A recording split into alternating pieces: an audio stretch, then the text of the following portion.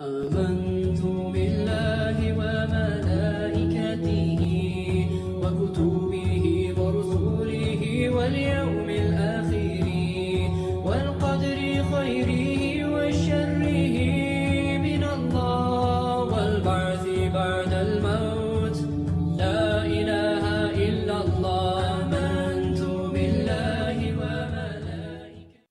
Assalamu alaikum wa rahmatullahi wa barakatuh. Ravi de vous retrouver dans le cadre de notre émission Le Politiste. Aujourd'hui, comme vous le savez, nous sommes en plein dans le 59e anniversaire d'indépendance de notre pays, le Gabon. Pour aborder ce thème, je ne suis pas seul, je suis accompagné de mes invités. D'ailleurs, que je me fais le plaisir de vous les présenter. À ma droite, nous recevons le docteur Jonathan Doutoumungom, docteur en géopolitique et géostratégie, maître assistant CAMES des universités, enseignant-chercheur à l'université Omar Bongo, ancien ministre. Bonjour monsieur. Bonjour. En face de vous, vous avez le consultant permanent de cette émission, monsieur Ibrahim Membourou. Bonjour monsieur Membourou. Bonjour. Bon, sans plus tarder, je vais vous inviter ainsi que nos téléspectateurs à regarder cet élément et on se retrouve juste après. 17 août 1960, 17 août 2019, 59 ans que le Gabon a accédé à la souveraineté internationale. Au moment où le pays tout entier s'apprête à célébrer cet événement historique, nombreux sont ces Gabonais qui s'attellent d'ores et déjà à rendre cette célébration inoubliable. Pour ce faire, ils comptent se retrouver en famille et entre amis pour vivre ensemble la commémoration du 59e anniversaire de l'indépendance du pays. Déjà en tant que jeune, il y a une organisation. Je suis jeune, je fais partie de la société civile, je suis président d'association. Hier seulement, nous avons lancé la semaine de la jeunesse au niveau d'Arambo. En tant que jeune, nous avons la semaine de la jeunesse. En tant que Gabonais, nous allons nous retrouver en famille.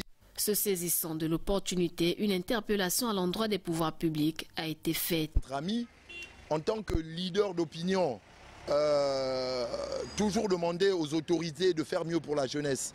Parce que le jeune que je suis, le leader d'opinion que je suis, n'est pas satisfait. Pour une énième fois, tous les fils de la patrie célébreront ensemble l'indépendance du pays. Monsieur Jonathan, je vous ai vu regarder cet élément avec beaucoup d'attention. À chaud comme ça, quelle est votre réaction? Bon, ben, d'abord, merci de pouvoir m'inviter sur votre plateau pour évoquer les faits historiques qui, par moments, ont engagé la vie de la nation gabonaise, notamment l'accession du Gabon à la souveraineté internationale. Ma réaction à chaud par rapport à cet élément, bon, je ne veux pas être un peu désagréable, mais je pense que le sujet parle de l'indépendance et le jeune fait une invite aux autorités pour s'occuper de la jeunesse. Peut-être un peu désaxé du sujet qui lui est proposé. Je me rends compte qu'il n'a pas vraiment donné la réponse qu'il fallait par rapport à ce qu'il pensait de l'indépendance.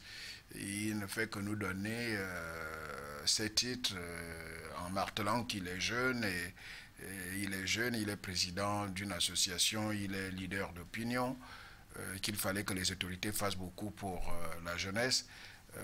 C'est décontextualiser un tout petit peu de la question qui lui est posée. Je regrette en tant qu'enseignant, j'ai envie de dire peut-être un hors-sujet.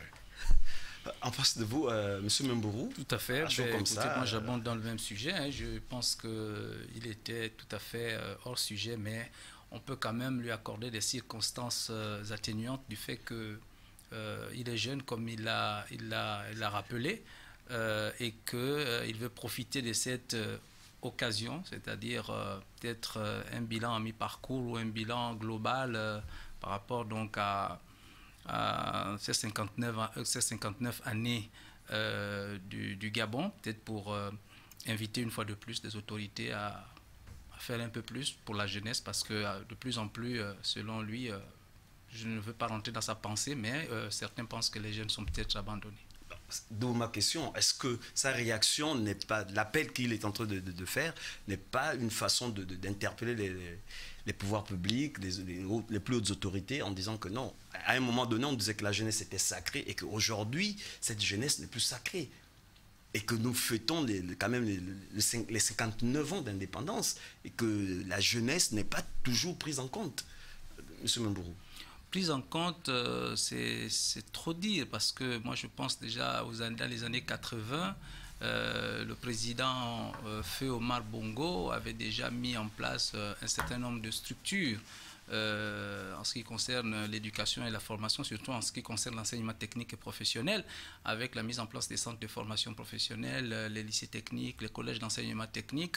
Je pense que nous n'avons pas été attentifs, nous n'avons pas été beaucoup regardants de ce côté, mais les jeunes eux-mêmes ont abandonné la formation professionnelle pour accepter, c'est-à-dire pour se lancer dans l'enseignement général, l'enseignement un peu plus long.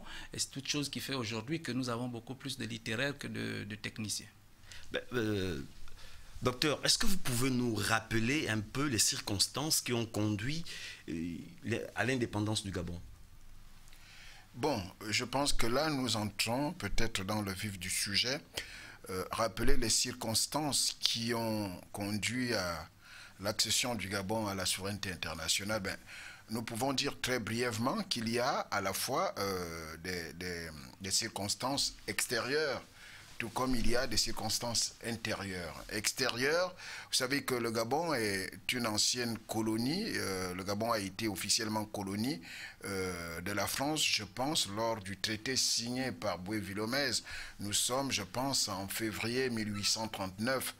Et plusieurs années après, le Gabon accède donc à l'indépendance. Mais tout cela est arrivé dans un contexte international particulier. Vous savez que le monde est engagé dans la Seconde Guerre mondiale entre 1939 et 1945. Et la Seconde Guerre mondiale qui oppose donc comme pays phare la France à l'Allemagne. Mais du coup, à partir de ce moment-là, nous sommes en 1944, lorsque le général de Gaulle effectue une tournée à Brazzaville, au Congo. Brazzaville qui était l'ancienne capitale de l'Afrique équatoriale française. Et du coup, le général de Gaulle qui pense qu'il était temps d'impliquer de plus en plus les Africains dans la gestion de leurs propres affaires. Le général de Gaulle ne prononce pas le mot indépendance à ce moment-là. Et il pense que, bon, pour essayer de copier le modèle anglais de colonisation, on parlait de l'indirect role où les Anglais, disons, intégraient leurs anciennes colonies dans la gestion de leurs affaires. Et bien les Français qui, pour l'instant, n'avaient pas cru bon de le faire, estimaient qu'il était temps d'intégrer les Africains, de les immiscer, de leur confier la gestion des affaires de manière progressive. Mais en même temps, il faut reconnaître que la France est malmenée, par exemple en 1964, par la guerre en Indochine, et en même temps est déclenchée aussi la guerre d'indépendance en Algérie entre le gouvernement français et le FLN. Et le général de Gaulle, qui arrive au pouvoir en 1958, pense qu'il était temps de mettre un frein à tout cela. Eh bien, le général de Gaulle va commencer à négocier, notamment nous aurons des indépendances négociées, nous aurons des indépendances arrachées par la force, tel est le cas de l'Algérie par exemple, et nous aurons des indépendances octroyées, c'est-à-dire la France estimait que certaines colonies sont devenues peut-être un fardeau et qu'il va falloir se débarrasser progressivement de ces colonies-là en leur accordant plus d'autonomie et un peu plus tard des indépendances. En ce qui concerne les autonomies, le général de Gaulle crée ce qu'il va appeler la communauté franco-africaine avec le référendum du 28 septembre 1958. Et à partir de ce moment-là, toutes les colonies qui diront oui à ce référendum resteront membres de la communauté avec la France, et une colonie qui dira non eh bien, aura une indépendance avec des conséquences qui vont s'en suivre. Ça a été le cas de la Guinée-Conakry, avec Sékou Touré, qui va dire non à ce référendum, et la Guinée accède tout de suite à l'indépendance. Nous sommes le 28 septembre 1958.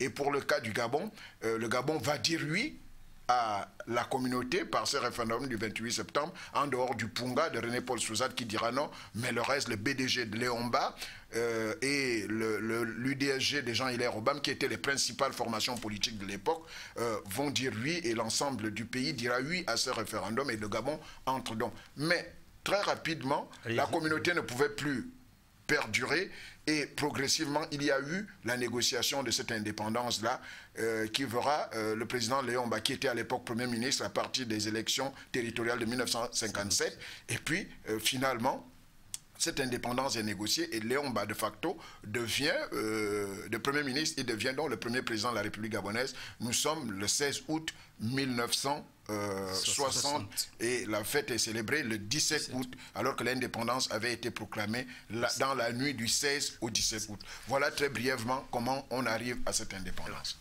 Monsieur Membourou, suite à ce que vient de dire le docteur ici, la question qui me vient, c'est de savoir, alors quel genre d'indépendance a eu le Gabon? Est-ce une indépendance totale ou économique, politique, ou bien une indépendance conditionnée par la métropole? Non, les choses sont claires. De plus en plus, nous entendons un peu dans les médias, ça et là, plusieurs voix s'élever qui aujourd'hui attirent l'attention de tout le monde en ce qui concerne dans un premier temps même l'indépendance économique, notamment avec la monnaie, donc le franc CFA. Je vais dire que nous avons l'Afrique centrale, en ce qui concerne l'Afrique francophone, globalement, n'a pas eu son indépendance totale. L'Afrique francophone a eu une indépendance partielle, une indépendance administrative, on va dire ça comme ça, parce que tout simplement, le reste des manettes était conditionné par l'ancienne puissance coloniale. Et comme il a si bien dit, lorsqu'il a expliqué dans un premier temps, l'ancienne puissance coloniale avait jugé utile de ne pas donner l'indépendance totalement à certains pays, mais en leur accordant un certain nombre d'autonomies. Mais l'indépendance était sous condition. Tout ce qui acceptait de rester dans la communauté bénéficiait donc de cette indépendance. D'où cette forme d'indépendance administrative qui nous permet aujourd'hui de dire, c'est vrai que nous sommes indépendants, mais certaines structures qui nous permettent de vivre, c'est-à-dire de fonctionner normalement, sont encore entre les mains de l'ancienne puissance coloniale, notamment en ce qui concerne la monnaie, comme je venais de le dire tout à l'heure, qui est arrimé, le franc CFA qui est arrimé à l'époque au franc français et aujourd'hui à l'euro, qui ne nous permet pas suffisamment de mener à bien les activités économiques que nous voulons donc mener pour le développement de nos États. Docteur, nous savons qu'il y a eu des divergences idéologiques entre Léomba d'un côté et Jean-Hilaire Obama.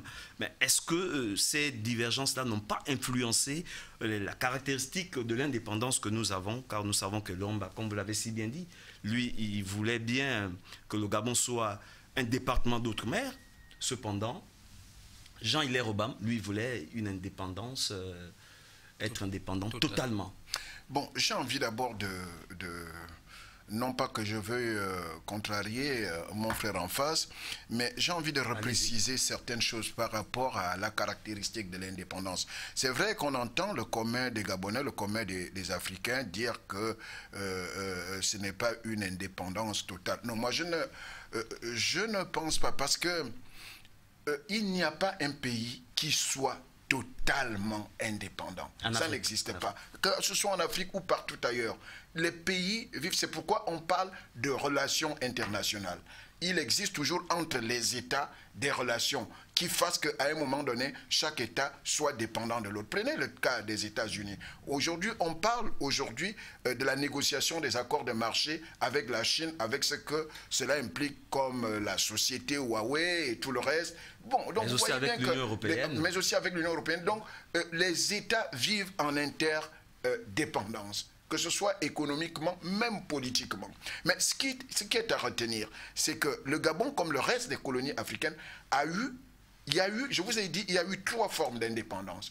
Il y a eu l'indépendance arrachée, c'est-à-dire des anciennes colonies qui ont lutté pour arracher leur souveraineté. C'est le cas de l'Algérie, avec la guerre qui commence en 1956 et qui se termine en 1962. Il y a eu un peu le cas du Cameroun aussi. Il y a des indépendances négocié. Il y a eu le cas des indépendances octroyées, comme l'indépendance du Gabon. Mais en même temps, ces indépendances étaient sous-tendues par ce qu'on a appelé les accords de coopération. Les accords de coopération économique. Et d'ailleurs, Michel Debré, le Premier ministre de l'époque, disait « l'un ne va pas sans l'autre ». Vous avez l'indépendance et vous signez les accords de coopération. Et ceci dit, ces accords ont beaucoup pesé dans le développement économique des États jusqu'à nos jours. Dans le développement des États anciennement colonisés par la France. C'est le cas, par exemple, du Gabon. D'ailleurs, le président Ali Bongo, lorsqu'il a reçu le président Sarkozy, s'est attelé à faire en sorte que ces accords de coopération soient allégés, sinon qu'on les révise, parce qu'à un moment donné, ces accords ont beaucoup pesé. Mais nous ne pouvons pas dire qu'il ne s'agit pas d'une indépendance ou qu'il s'agit juste d'une indépendance politique. Aucun pays n'est indépendant économiquement. Économiquement, chaque État entretient des relations avec des autres. C'est pourquoi on parle parfois de la dette bilatérale, c'est-à-dire une dette due à un État à un autre État, et de la dette multilatérale, des dettes disons des dettes contractées par des États vis-à-vis des organisations internationales. Donc de ce point de vue, moi je pense que le Gabon politiquement est indépendant parce que à partir du moment où vous avez un territoire, vous avez des lois, vous avez une population, vous avez donc ce qu'on appelle un État et en plus la reconnaissance internationale. C'est ce qui fait la souveraineté. Ça fait 4 caractéristiques. À partir de ce moment-là, au regard du droit international, le Gabon est indépendant. Mais il reste que dans cette indépendance, il y a quand même des pesanteurs, notamment les accords de coopération. Il y a cette affaire qui fait couler beaucoup de salive, c'est-à-dire la question de la monnaie, du franc CFA. Voilà. Mais ceci dit en passant, toute monnaie est toujours supportée par une autre plus forte. Le fixing du CFA est aujourd'hui supporté par l'euro, est garantie, la stabilité est garantie par la Banque de France. Mais à l'époque où la livre sterling anglaise était plus forte, la monnaie de change international, mais même le franc était en accès à la livre sterling, y compris aujourd'hui le dollar qui est devenu à un moment donné la monnaie de change international et aujourd'hui l'euro. Donc à partir de ce moment-là, il faut que nous relativisions parfois certains de nos points de vue et certaines de nos affirmations. Docteur, si nous restons, je me perche un peu sur vos lèvres en vous écoutant parler, je prends le cas du franc CFA. Contrairement aux autres pays africains qui battent leur monnaie, je prends le cas du Nigeria, donc des colonies anglaises, qui ont leur propre monnaie, mais on voit comment est-ce qu'eux, ils se développent, mais contrairement à la nôtre, où nous avons des difficultés. Oui, la question du développement ne dépend pas forcément de la monnaie. Je vous ai dit que nous avions eu 2 systèmes de colonisation. Oui, mais si à chaque fois, le franc CFA ne nous permet pas d'avoir le montant exact des ventes que nous effectuons. Mais même quand vous avez le Naira au Nigeria, le Naira, forcément, ne permet pas d'avoir, sinon on n'assisterait pas à la forte migration des Nigérians pour chercher meilleures conditions de vie ailleurs. Non, ce qu'il faut dire, c'est que je ne suis pas un défenseur du franc CFA, mais à un moment donné, il faut reconnaître que lorsque nous voulons comparer, toute étude se nourrit de comparaison. Effectivement. Il faut reconnaître que les colonies anglaises ont été, depuis même le système de la colonisation, ont connu une certaine évolution un peu plus rapide que les colonies françaises. Ça dépend du système de colonisation. Je vous ai parlé tout à l'heure de l'indirect rule, où très tôt, les populations des colonies anglaises ont été rapidement intégrées dans la gestion de leurs propres affaires. Ce qui n'a pas été le cas du système de colonisation français. Et est-ce que c'est forcément à cause de la monnaie? Moi, j'émets des doutes. Mais vous savez aussi qu'il y a certains pays anglophones qui aujourd'hui ne connaissent pas un niveau de développement aussi rapide que ça. Et le développement n'est pas dû seulement aux infrastructures. Si on doit juger le développement par rapport aux infrastructures, vous avez des pays comme la Côte d'Ivoire qui aujourd'hui ont, par exemple, un niveau de vie assez élevé depuis que le président Alassane Ouattara, même depuis Houphouët-Boigny, avec un taux de croissance à 2 chiffres et des infrastructures.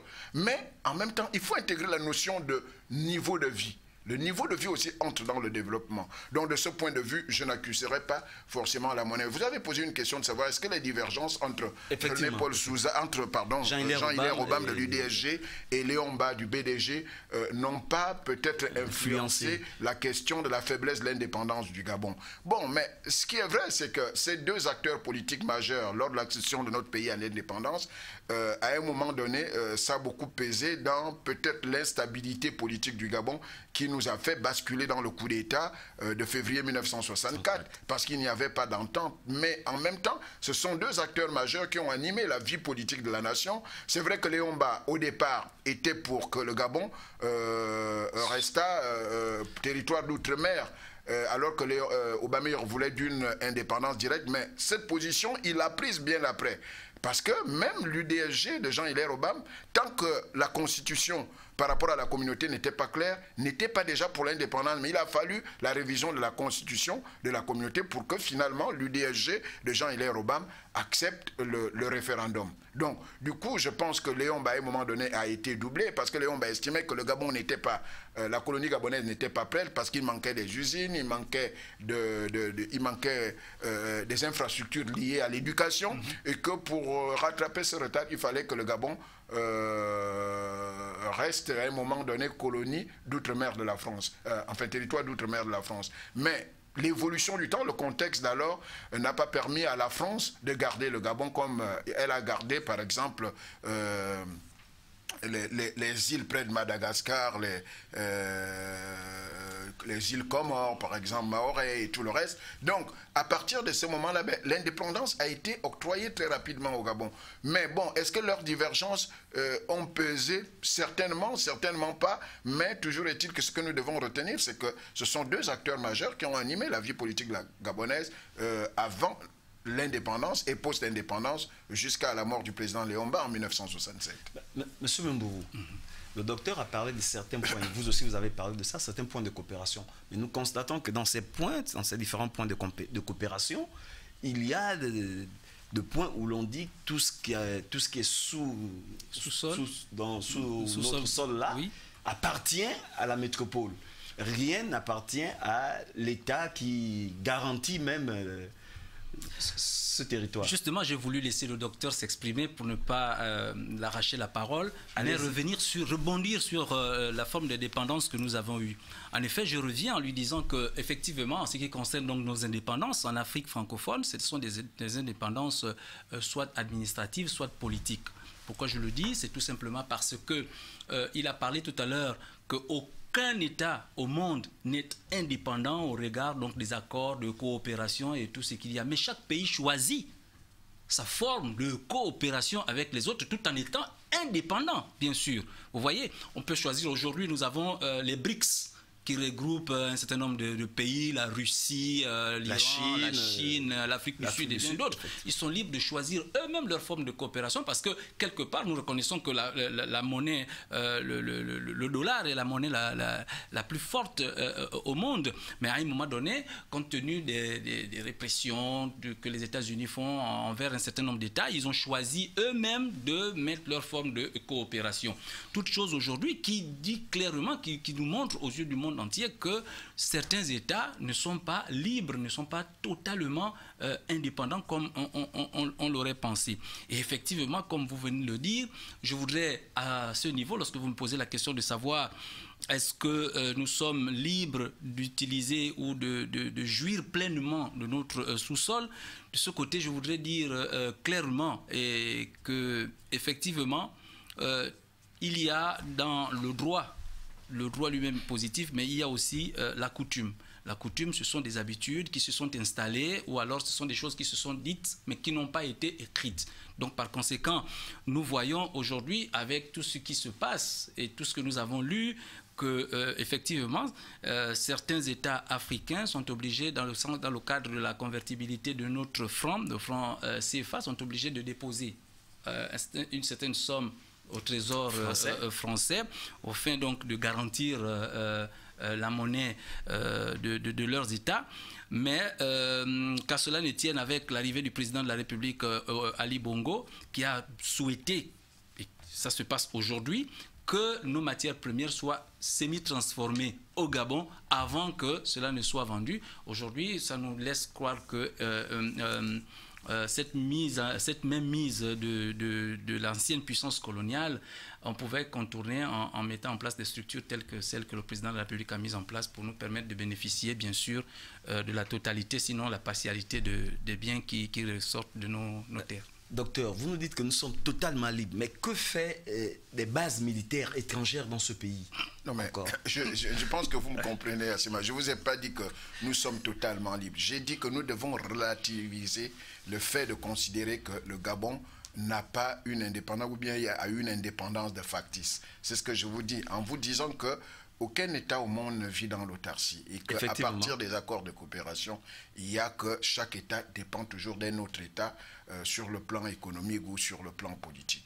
Vous me posez la question de savoir que... les bases militaires étrangères. Les bases Cependant, militaires, nous sommes indépendants. Nous-mêmes, nous pouvons nous défendre. Les bases militaires indépendantes. J'ai envie de revenir sur quelque chose. Mais vous savez, c'est celui qui a des intérêts quelque part qui sécurise la zone où il a des intérêts. La première chose. Je vais y revenir. Deuxième chose, c'est que on parle de notre sous-sol dont les ressources n'appartiendraient pas au Gabon. Non, mais il faut là aussi nuancer. Vous pouvez être détenteur des ressources naturelles, mais si vous n'avez pas la technologie pour exploiter ces ressources naturelles, vous allez toujours dépendre de l'extérieur. Mais lorsque vous avez... Lorsque vous êtes à 75, moi je suis à 25. À 25, mais je ne pense pas que ce soit vrai tout à fait, parce que pour avoir travaillé au ministère du pétrole, je suis peut-être tenu par une obligation de réserve. Ça dépend déjà de la forme de contrat. Mais je vous dis, à un moment de l'évolution de la production de pétrole, l'État détenteur de la ressource passe à 75-80%, alors que la société exploitatrice reste à 25% aussi, dans les contrats de partage de production. Sous la présidence. Donc maintenant, vous avez bien vu, je peux vous dire qu'une indépendance aussi ne se donne pas, elle s'arrache. C'est à vous, c'est aux colonies, aux ex-colonies francophones d'arracher aussi leur indépendance. Je vous prends un exemple. Lorsque le colonel Muammar Kadhafi accède au pouvoir en 1969 en renversant son oncle, mais il nationalise les sociétés pétrolières en Libye. Lorsque le président Ali Bongo arrive au pouvoir, il prend une mesure d'indépendance économique en interdisant l'exportation des bois du Grum. Ça a été une mesure d'indépendance économique pour faire en sorte que la première transformation du bois se passe au niveau du Gabon. Et on le voit aujourd'hui, il y a pas mal des unités de transformation. Les salons ne coûtent plus très cher, les lits ne coûtent plus très cher. Il y a des usines partout au Gabon et ailleurs. Il y a des usines de transformation du bois partout. Moi, j'en parle parce que chez moi, à Minzik, dans le département de l'Okano, au nord du Gabon, nous avons au moins 20 sociétés forestières et qui ont à peu près des unités de production partout. Donc, ça dépend aussi de la manière dont le prince qui accède au pouvoir, ça dépend des mesures qu'il prend. Il y a des mesures à forte connotation économique. Il faut donc avoir le courage politique de pouvoir les prendre. À partir de ce moment-là, on sait que c'est un État indépendant et que l'ancienne puissance colonisatrice pourrait faire ce qu'elle veut, mais en même temps, elle sera rappelée par le droit international. Vous savez que cette mesure, les usines Priserol a bien fermé en France, l'usine de fabrication de compte plaquet, parce qu'à un moment donné, cette usine dépendait de l'exportation des bois du Gabon. Mais lorsque le président Ali Bongo a pris cette mesure courageuse d'interdire l'exportation des bois du Grum, mais on a arraché là un pan, modeste soit-il, mais un pan de l'indépendance économique. Toute chose qui démontre une fois de plus que chaque État a sa forme de coopération, mais le tout c'est d'abord d'avoir une indépendance totale qui permet à la personne de se mouvoir sans que effectivement l'ancienne puissance colonisatrice ne puisse imposer quoi que ce soit dans la façon, parce que qu'on le veuille ou non, hein, la puissance colonisatrice a toujours cette épée de Damoclès qui a toujours au-dessus, au cas où ils veulent aller au-delà. Voilà, ça tape. Docteur, dans votre introduction, à la première question, vous nous avez fait un petit chapelet sur le premier président Léomba. Que pouvons-nous retenir de sa présidence? Bon, elle était déjà courte.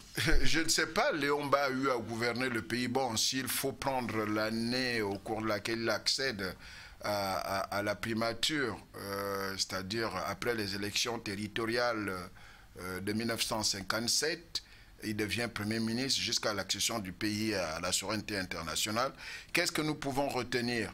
Nous pouvons retenir qu'il a placé le Gabon sur les fonds baptismaux du développement, mais le développement n'a pas de limite, il n'y a pas un seuil du développement. C'est une entreprise humaine, mais toujours est-il que, bon, sur le plan politique, le président Léomba accède au pouvoir au moment où il y a la première tentative de l'expérience multipartite, c'est-à-dire il y a une animation de la vie politique avec plusieurs formations, avec plusieurs partis. Et c'est ce qui fait que, bon, cette vie politique s'anime. Il y a des grands partis comme le BDG, il y a l'UDSG, il y a le Punga, il y a bien d'autres formations politiques qui animent la vie politique. Sur le plan économique, le président Léomba arrive au pouvoir au moment où le Gabon fonde ses espoirs sur l'exploitation du bois.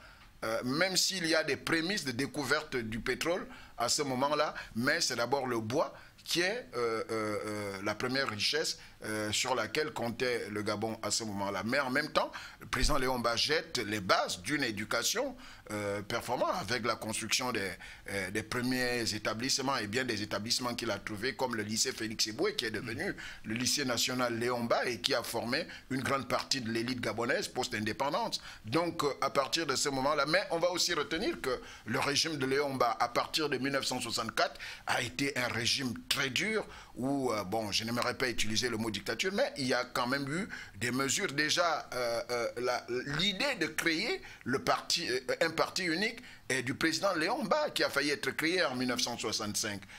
Mais malheureusement, le contexte de sa maladie à l'époque, les affres du coup d'État manqué en 1964 et bien des soubresauts politiques, géopolitiques intérieurs qui ont suivi n'ont pas permis d'atteindre ce rêve-là. Mais toujours est-il qu'il y a eu du bon et du moins bon en 7 ans de présidence, mais ce qu'on peut retenir, c'est que le Gabon a jeté là les bases d'un pays indépendant et qui aspirait au développement. Développement et à la démocratie, parce qu'il faut ajouter effectivement que c'est à l'époque de Léomba que nous avons les lois qui permettent donc aux enfants gabonais l'obligation d'aller à l'école, c'est-à-dire rendre l'école obligatoire pour les hommes et pour les femmes.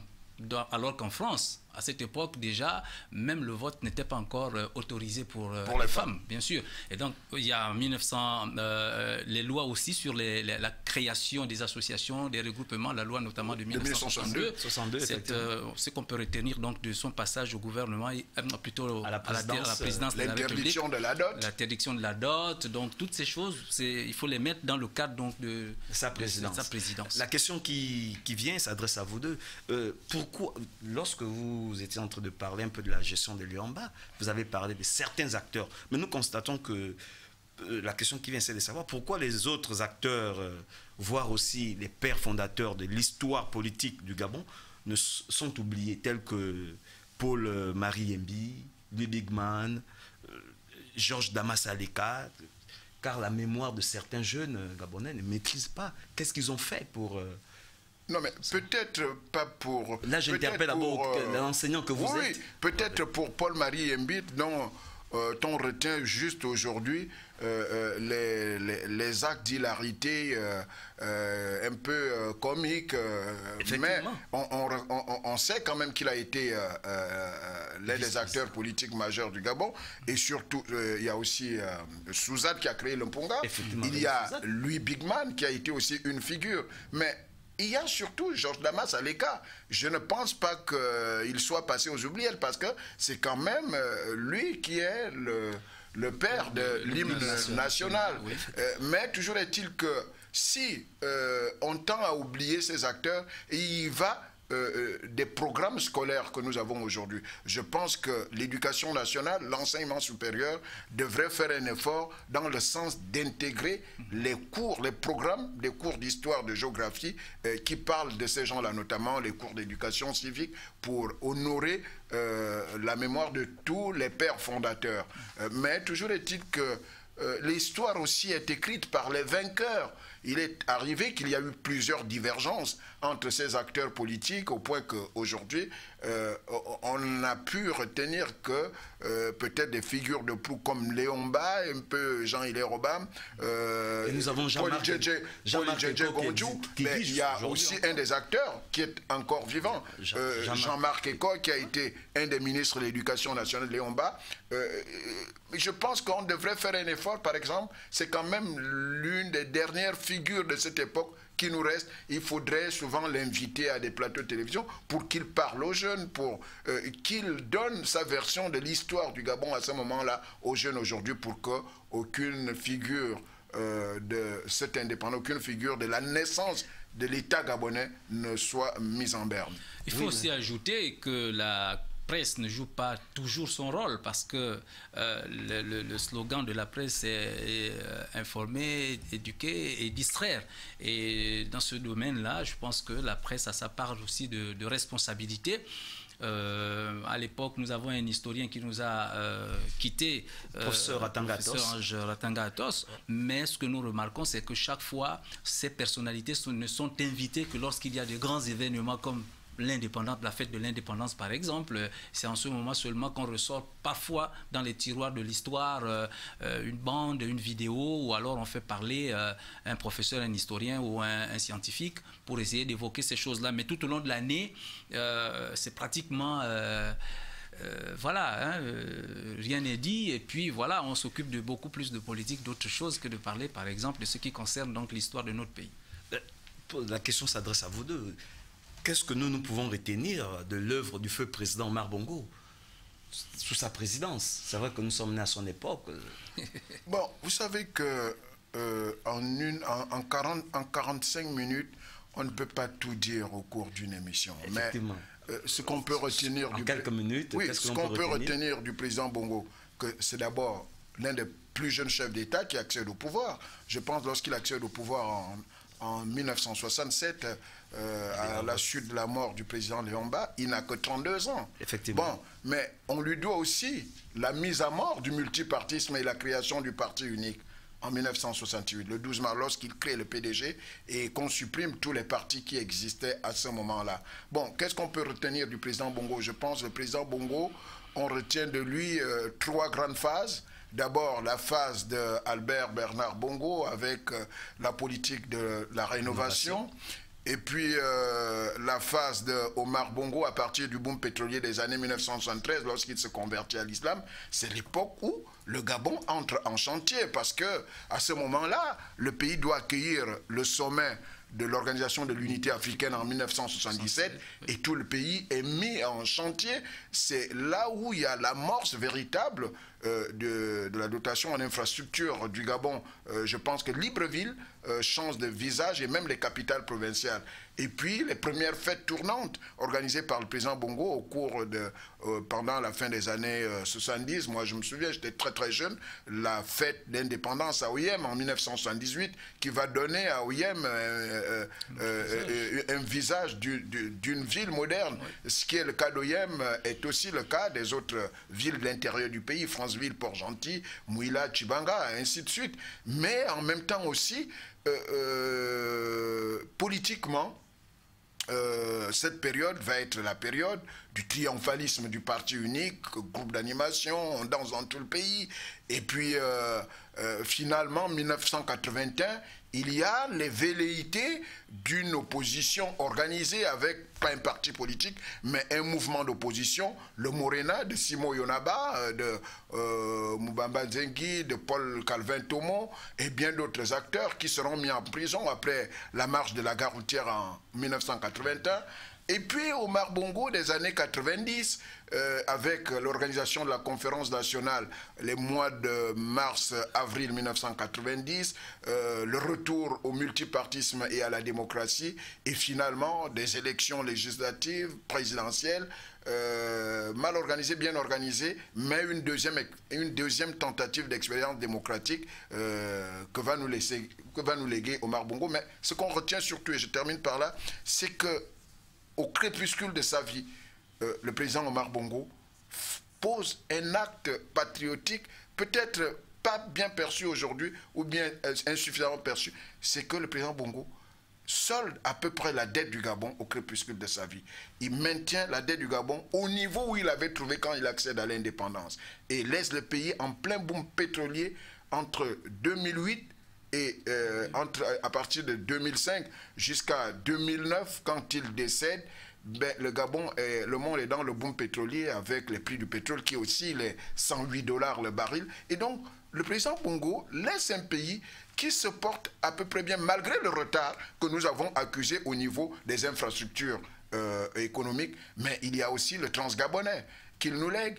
Il y a la création de Air Gabon qui a fait la fierté du Gabon à un moment donné, et une compagnie qui n'a jamais enregistré d'accident durant son existence. Mais on peut aussi se poser la question, est-ce que le Gabon a réalisé des infrastructures, a réalisé son niveau de développement au prorata de ce que nous avions eu comme manne financière? Là se pose une véritable question par rapport à ce que nous pouvons retenir de la gouvernance d'Omar Bongo. Ce que je pourrais ajouter au niveau des détails, parce que là, il met en exergue les grandes dates, effectivement, et de tout ce qui a changé la vie politique et économique de notre pays.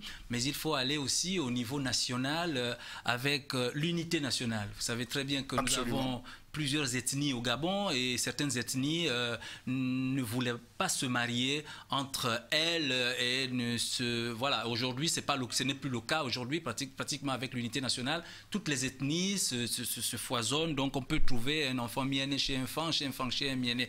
Il y a aussi que le président Omar Bongo, Feu Omar Bongo, avait mis en place un système éducatif, notamment en ce qui concerne, je l'ai dit dès le départ, l'entame de cette émission, il y a eu l'éducation, l'enseignement technique et professionnel. Oui, la construction de l'université en 1970. Voilà, effectivement, dans les années 80, il a mis en place les enseignements techniques, professionnels. Cette fierté qui aujourd'hui, malheureusement, lorsqu'on regarde, le docteur ne me démentira pas, son coiffeur n'est pas un Gabonais, parce que, pour paraphraser Mindungani, les petits métiers aujourd'hui qui, hier, grâce à la grande vision... La surprise, c'est que je sors d'un salon de coiffure. Moi, oui, aujourd'hui, les jeunes Gabonais, ça a tendance à changer. Moi, je me coiffe chez les jeunes Gabonais. Nous en sommes très fiers. Donc, pour rappeler le passage de Margo, ce que nous retenons plutôt de Feu Omar Bongo, effectivement, donc il y avait ces enseignements professionnels qui avaient pour objectif donc de former une certaine catégorie de Gabonais, notamment ceux qui n'ont pas fait un enseignement long, l'enseignement général, mais enseignement pour pallier au déficit de la main-d'œuvre. Aujourd'hui, notre main-d'œuvre est pratiquement à plus de 80% une main-d'œuvre expatriée. Donc il y a eu ces souvenirs que nous gardons aujourd'hui, et il y a que lors du parti unique, il y avait aussi un regard, beaucoup plus un regard. Aujourd'hui, avec la démocratie, on voit que certaines choses se dégradent de plus en plus. La question qui vient, surtout vous, docteur, vous avez parlé un peu des mouvements et des partis politiques à l'époque de Léomba. Moi, je parle de l'époque de Léomba jusqu'en 1990. Alors, y a-t-il une différence entre ces mouvements à l'époque de Léomba et ceux de 1990 jusqu'à nos jours maintenant? Bon, mais ce qu'il faut dire, c'est que à l'époque de Léomba, nous héritons de la loi 4 de 1946 en France, et qui a vu donc la création, sinon la gesticulation des premiers mouvements politiques, sinon des premiers partis politiques, et qui vont donc accompagner la colonie gabonaise jusqu'à l'indépendance, et qui vont animer la vie politique de la nation pendant les premières années post-indépendance. Nous avons parlé du BDG, nous avons parlé de l'UDSG, du Punga et bien d'autres partis politiques, mais en même temps, je pense que la lutte politique a été âpre à ce moment-là, au point que nous frôlions le coup d'État en 1964, parce qu'il y a même eu un coup d'État avant que Léomba ne fût rétabli au pouvoir par l'armée française à la demande de Jacques Foccart et bien d'autres acteurs. Mais en même temps, c'est ce qu'on a considéré à l'époque comme étant le multipartisme étant un facteur de division, au point que lorsque Albert Bongo accède à la magistrature suprême, parce qu'il faut respecter le contexte historique, eh bien, il met un terme au multipartisme. Mais ce n'est pas seulement le cas du Gabon, parce que très vite, vous remarquerez que cette période fut une période d'instabilité dans les pays nouvellement indépendants en Afrique francophone. Vous avez le premier coup d'État qui intervient autour Togo en 1963, lorsque Eyadema prend le pouvoir en 1967, parce qu'il y a d'abord eu une transition, mais le premier président, Sylvanus Olympio, perd la vie au cours de ce coup d'État. Il y a une suite de coups d'État comme ça, et on a pensé que toute cette instabilité était liée à l'existence du multipartisme, qui était donc considéré comme un facteur de division. Et très vite, le président, le jeune président, Albert Bernard Bongo, pense que pour l'unité nationale, pour mettre le pays sur les rails du développement, il va falloir se débarrasser du multipartisme. Maintenant, ce qui change avec le multipartisme en 1990, c'est qu'on estime que le parti unique n'a pas réalisé les attentes, n'a pas eu les résultats escomptés, c'est-à-dire un développement. C'est vrai qu'il y a eu l'unité nationale, ça a été une des plus grandes réussites d'Omar Bongo, mais en même temps, on commence, et là aussi c'est le contexte international qui vient influencer avec le vent de l'Ouest, la mort de Ceausescu, l'écroulement du mur de Berlin, la réunification des deux Allemagnes et puis la dislocation de l'URSS. Et cette influence va atteindre l'Afrique avec l'organisation des conférences nationales, d'abord au Bénin et ensuite au Gabon. Et ce que le commun des Africains ne retient pas, c'est qu'avant qu'on organise le sommet de la Baule, où Mitterrand va faire une obligation aux États africains d'organiser le multipartisme pour avoir l'aide de la coopération. Omar Bongo avait déjà organisé la conférence nationale. Nous sommes au mois de mars et avril 1990, alors que le sommet de la Baule a lieu au mois de juin en 1990 également.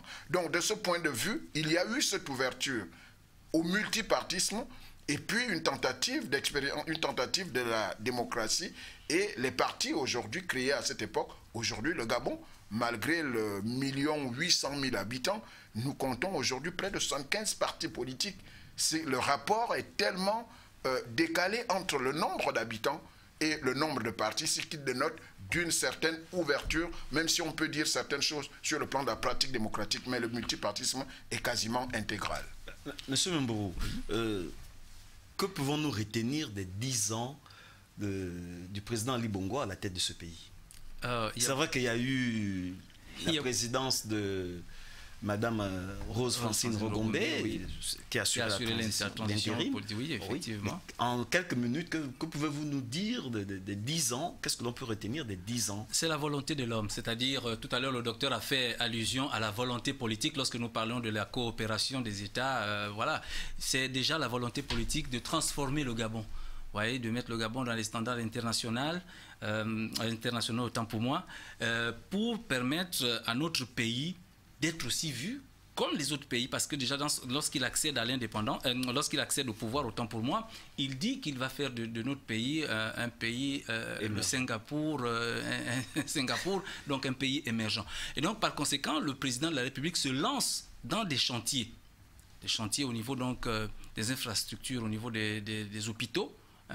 Au niveau donc des routes, des infrastructures routières, des infrastructures au niveau de l'amélioration donc des conditions au niveau de la fonction publique, notamment avec le recensement qu'il avait engagé très tôt dès 2009 et 2010, et aussi un certain nombre de textes qu'il prend pour mettre fin à des pratiques qui n'étaient pas des pratiques acceptables, notamment en ce qui concerne, il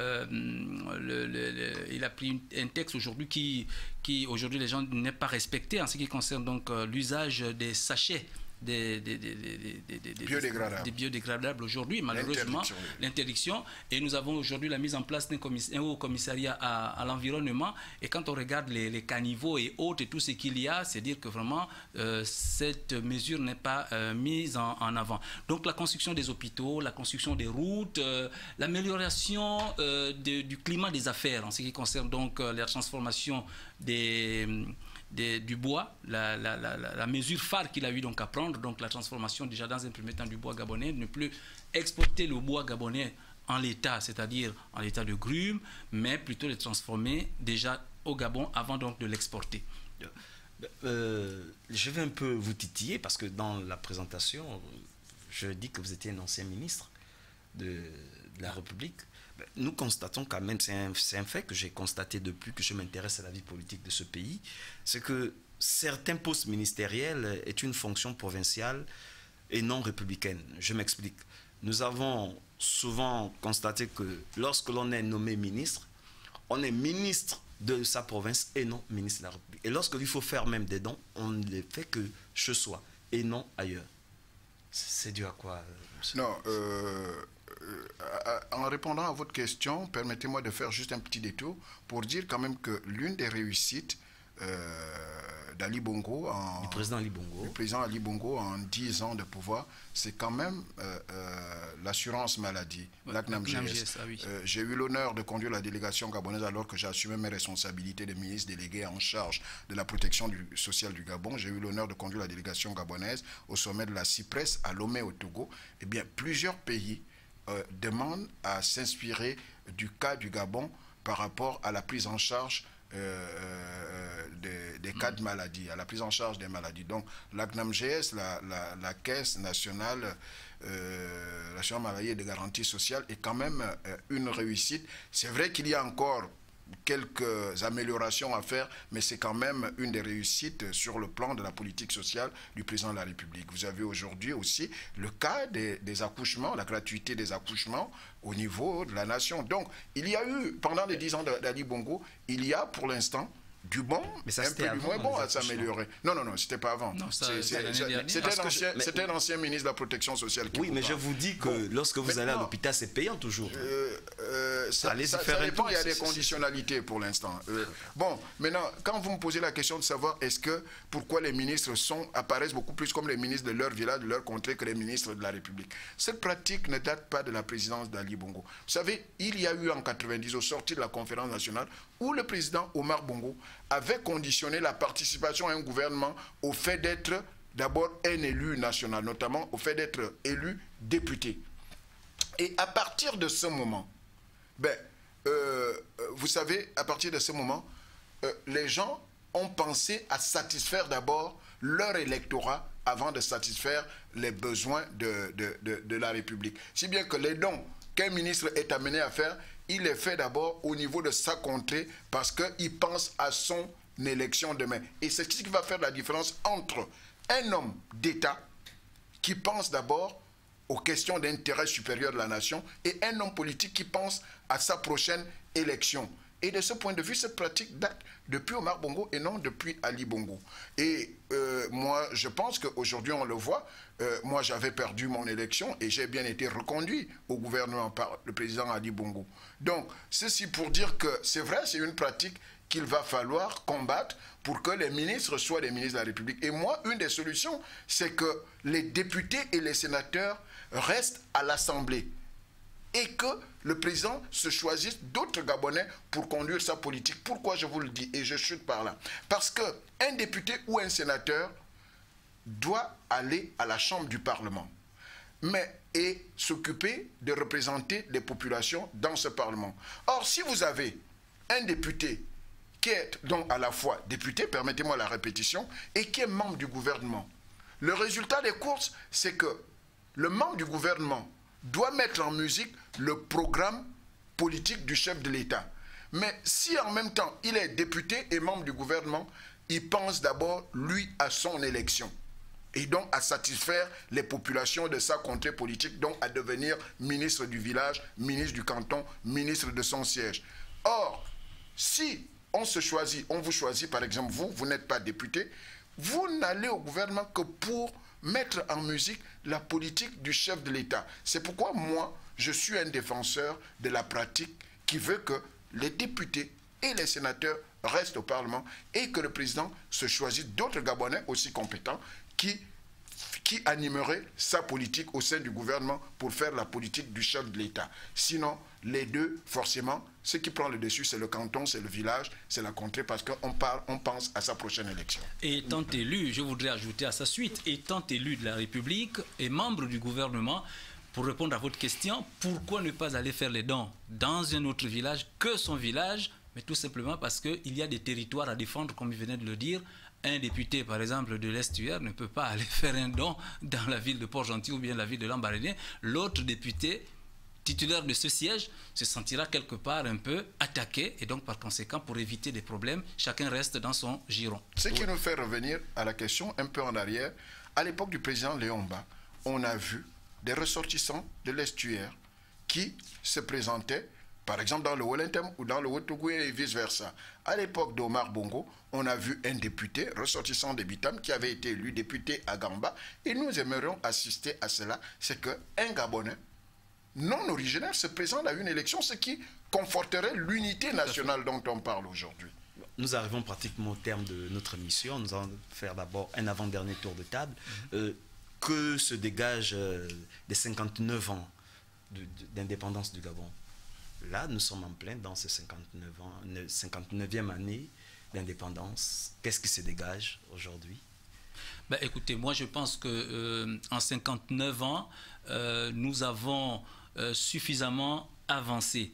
Malheureusement, moi je persiste et signe et dis que c'est au niveau éducationnel que les choses n'ont pas suffisamment avancé. Il y a eu beaucoup de recul. Beaucoup de recul. Moi, je reviens toujours sur l'enseignement technique et professionnel en ce qui concerne donc la main-d'œuvre gabonaise. Aujourd'hui, nous n'avons pas de main-d'œuvre formée. Nous avons des intellectuels, des universitaires et autres, et toutes choses qui font en sorte que ces universitaires ne regardent que la fonction publique. Alors que si on avait plusieurs techniciens, une main-d'œuvre bien formée au niveau professionnel, on aurait pu quand même mettre en place un certain nombre de structures qui vont permettre à ces derniers de s'autonomiser, de se mettre à leur propre compte pour pouvoir bien sûr garder l'économie entre nos mains. Or, aujourd'hui, ces petits métiers nous échappent. Le métier des taximans, de vendeurs, des petites échoppes, les petits magasins et tout le reste nous échappe. Donc, par conséquent, je pense qu'il va falloir maximiser à ce niveau-là pour que nous puissions réellement avoir quelque chose, surtout pour la jeunesse, comme nous l'avons vu au début de cette émission, lorsque vous avez présenté un élément, les jeunes qui continuent toujours à réclamer, mais qui ne réclament pas toujours dans le sens de se mettre, de créer des entreprises. Vous voyez, créer donc la richesse au Gabon, mais qui pensent qu'il va falloir que ceux qui sont là, les anciens qui sont dans la fonction publique gabonaise, puissent dégager pour qu'eux, ils puissent les remplacer. Oui, docteur. Bon, 1960, 2019, il y a 59 ans que le Gabon a accédé à la souveraineté internationale. Quel est le regard rétrospectif que nous pouvons jeter si on regarde en arrière? On peut dire que il y a eu des avancées, mais il y a beaucoup qui reste à faire. Il y a beaucoup qui reste à faire sur tous les plans. Sur le plan politique, il va falloir que progressivement, que nous apprenions à organiser des élections qui soient les moins contestées possibles et qu'on arrive à des lendemains électoraux qui ne nous amènent pas des crises que nous avons connues depuis là. Sur le plan économique, nous pensons que tous les pays aujourd'hui connaissent une crise économique, mais il va falloir faire des efforts et qu'il y ait de moins en moins de détournements des deniers publics et que ceux qui ont détourné, qui ont distrait les fonds publics, que ces gens-là, que la justice joue son rôle. Et en même temps, que nous mettions un franc là où il faut mettre un franc pour finalement redresser notre pays. Sur le plan social, de plus en plus, il y a des cris ici et là, comme le jeune qui a parlé, tout en disant que la jeunesse n'est pas synonyme de compétence. Il faut que nous réorganisons le système éducatif.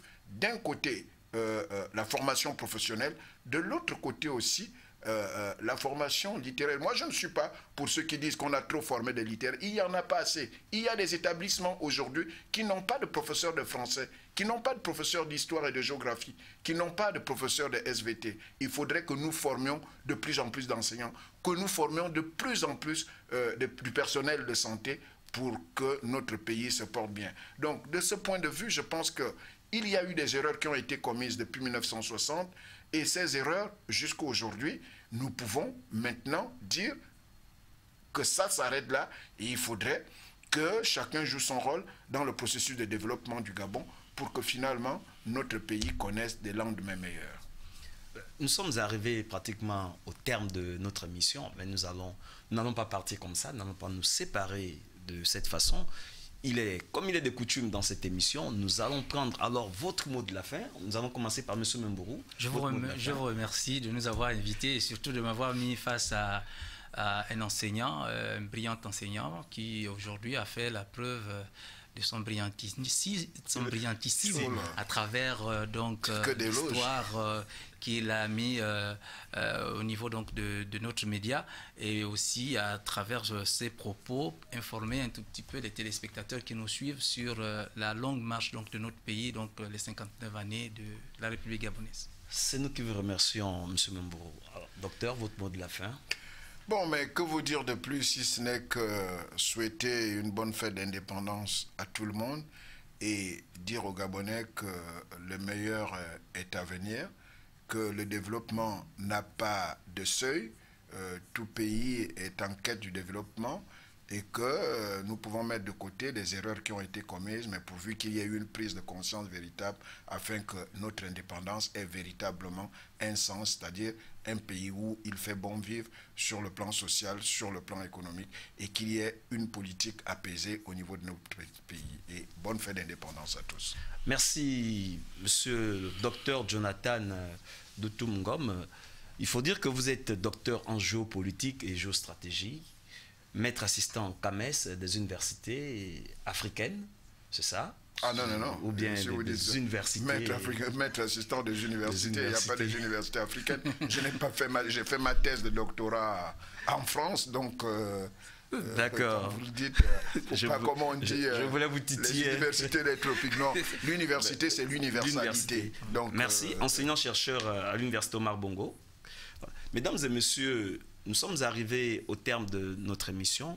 Juste vous rappeler qu'il est temps pour nous d'être au-dessus de nos passions afin de regarder, afin d'être ensemble pour regarder sur l'avenir de notre pays. Salam alaikum wa rahmatullahi wa barakatuh. آمنت بالله وما